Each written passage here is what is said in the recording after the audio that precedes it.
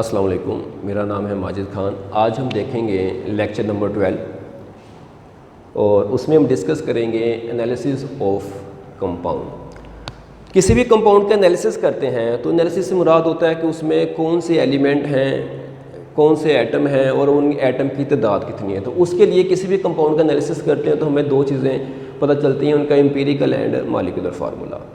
अब एम्पिरिकल और molecular formula calculate करने से पहले किसी भी कंपाउंड का एनालिसिस का दो तरीक़ों से किया जाता है। एक होता है क्वालिटेटिव एनालिसिस और एक होता है क्वांटिटेटिव एनालिसिस।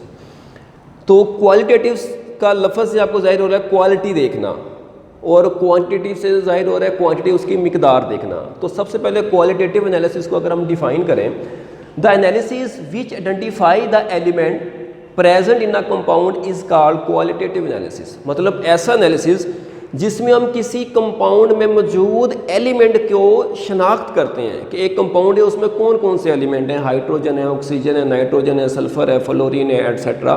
तो यानी कि सिर्फ एलिमेंट की आइडेंटिफिकेशन करना, शनाख्त करना, वो आएगा क्वालिटेटिव में, क्वालिटी से।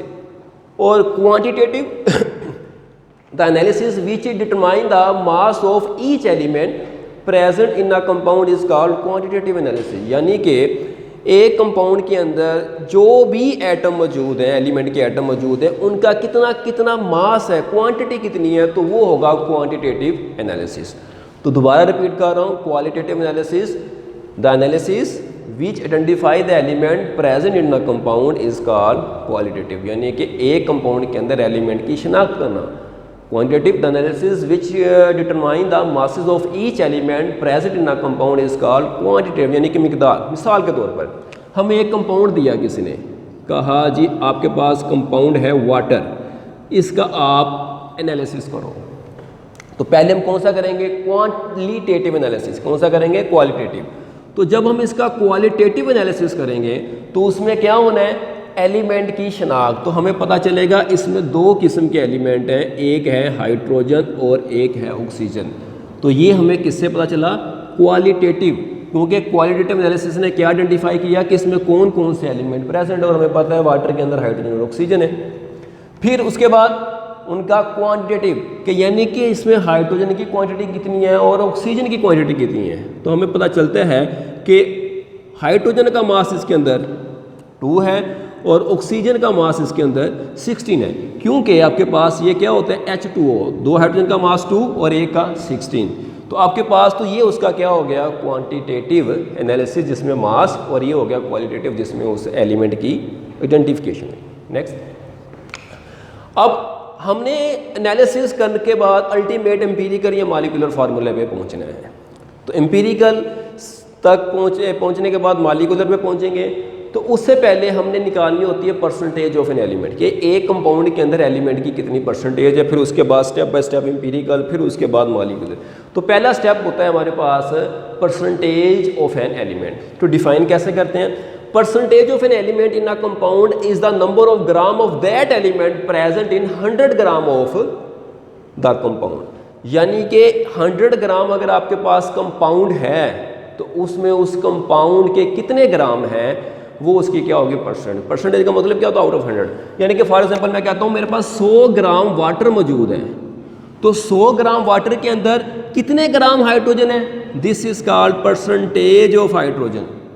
100 ग्राम पानी मौजूद है, वाटर मौजूद है, उस 100 ग्राम में कितने ग्राम ऑक्सीजन मौजूद है, this is called percentage of oxygen. यानी percentage of an element in a compound is the number of gram of that element present in 100 gram of that compound. यानी कि 100 ग्राम में उसकी कितनी है। तो फार्मूला इसके लिए होता है percentage of an element is equal to mass of element in the compound divided by mass of that compound multiply by 100।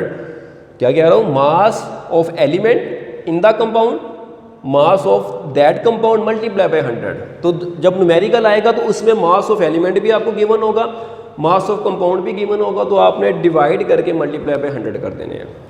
ये फार्मूला ज़हन में रखना है, और ये याद रखना है कि ये वो फार्मूला है जो एक्सपेरिमेंटल बेसिस के ऊपर हम क्या निकालते हैं, किसी भी एलिमेंट की परसेंटेज निकालते हैं। इसमें दोनों चीज़ें आपको गिवन होंगी। ये इस वजह से बता रहा हूँ क्योंकि नेक्स्ट जाके हमने एक फार्मूला डिस्कस करना है जिसमें थ्योरेटिकली परसेंटेज हम निकालते हैं। नेक्स्ट एग्जाम्पल देखते हैं, example number 2, statement as 8.657 gram of compound were decomposed into its element gave 5.217 gram of carbon, 0.962 gram of hydrogen, 2.478 gram of oxygen.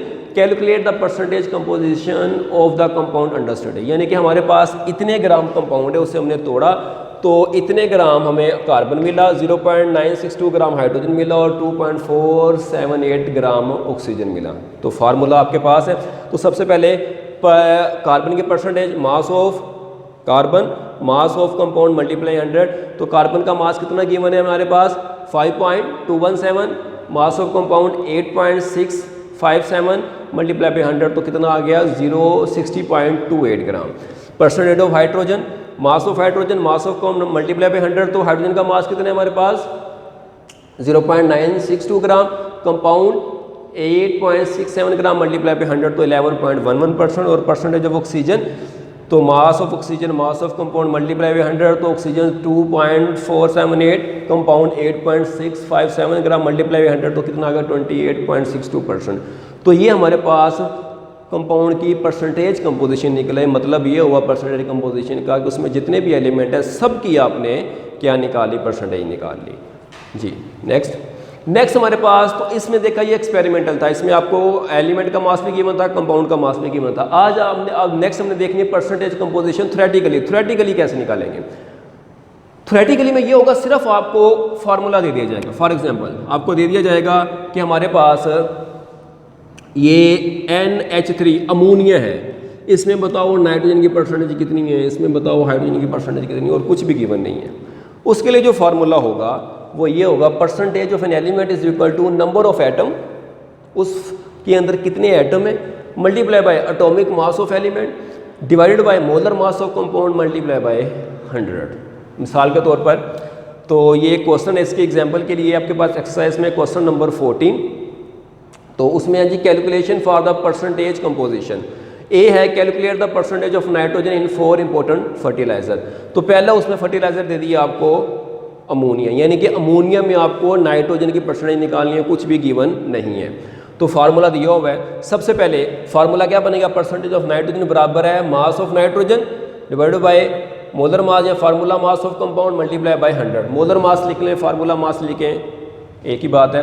तो हमें क्या चाहिए, मोलर मास। तो मोलर मास कैसे निकालेंगे, नाइट्रोजन का मास 14, हाइड्रोजन के 3 एटम है तो 3 × 1 तो 14 + 3 तो क्या आ गया 17 ग्राम पर मोल। अब देखो इस नाइट्रोजन के अंदर आपके पास, अमोनिया के अंदर नाइट्रोजन के कितने एटम है 1, तो नंबर ऑफ एटम की जगह 1 आ गया। एटॉमिक मास नाइट्रोजन का 14 आ गया, तो 1 × 14 14, मोलर मास या फार्मूला मास 17 मल्टीप्लाई बाय 100 तो आपके पास कितना आ गया 82.35%। सिमिलरली यूरिया NH2CONH2, तो इसमें अगर आपने परसेंटेज निकालनी तो पहले मोलर मास, तो यूरिया का मोलर मास निकालेंगे तो वो 60 ग्राम पर मोल आ गया। अब यहाँ पे इंपॉर्टेंट पॉइंट, यूरिया में अगर आप नोट करो तो नाइट्रोजन के एटम कितनी है 2, तो फार्मूला क्या है number of atom multiply by atomic मास। तो नंबर ऑफ एटम 2 आ गए और परसेंटेज किसी निकाल रहे हैं नाइट्रोजन की, तो उसका मास कितना होता है 14, 2 × 14 कितना आ गया 28, मोलर मास 60 मल्टीप्लाई 100 तो 46.67% इसकी परसेंटेज आ गई। नेक्स्ट, इसी तरह अमोनियम सल्फेट, उसका मोलर मास निकाला 132 ग्राम, परसेंटेज निकालनी है तो इसमें ज़रा देखो वही बात, कितने आइटम है नाइट्रोजन की जिसकी परसेंटेज निकालनी है 2, तो 2 मल्टीप्लाई बाय 14 तो कितना आया 28, मोलर मास से डिवाइड किया मल्टीप्लाई बाय 100।